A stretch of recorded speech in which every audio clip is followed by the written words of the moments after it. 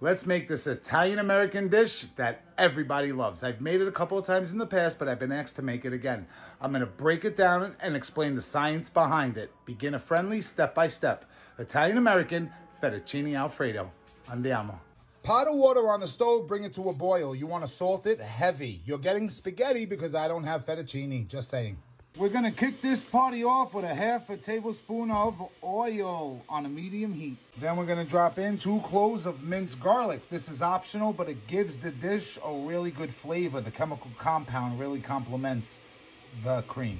Be sure to move that garlic around just for 30-40 seconds. This is called blooming. We're heating the garlic up enough to break the cellular walls and mix the 2 chemical compounds to make allicin. Allicin is the chemical compound that is released from garlic, which gives it its smell and its taste.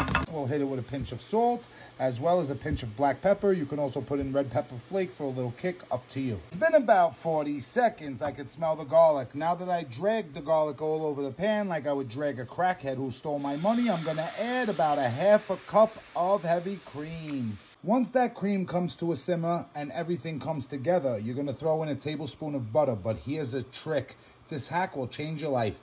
Roll that tablespoon of butter in flour. It'll thicken your sauce in seconds if you don't have time to wait. Actually, I do have fettuccine. As soon as your butter melts, look at that, your sauce is thickened. I told you. You're gonna go ahead and grate in or add a 1/4 cup of Parmigiano.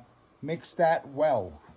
So as soon as you add the grated Parmesan, lower the heat to a low. Let it simmer low and slow. A lot of people ask, why does their sauce break?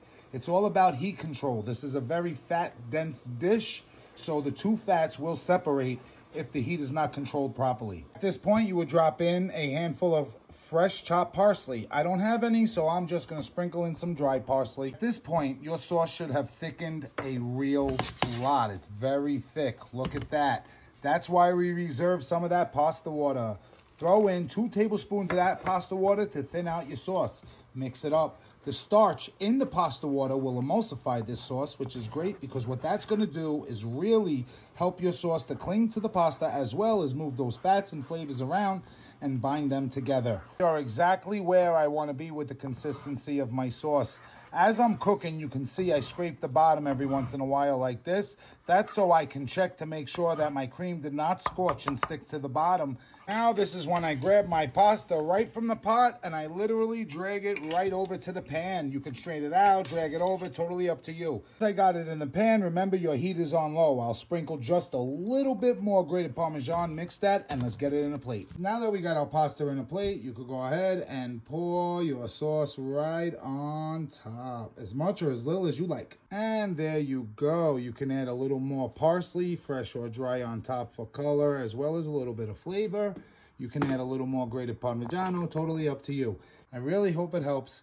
It's delicious, it's cheap, on the table in less than 10 minutes. Until next time.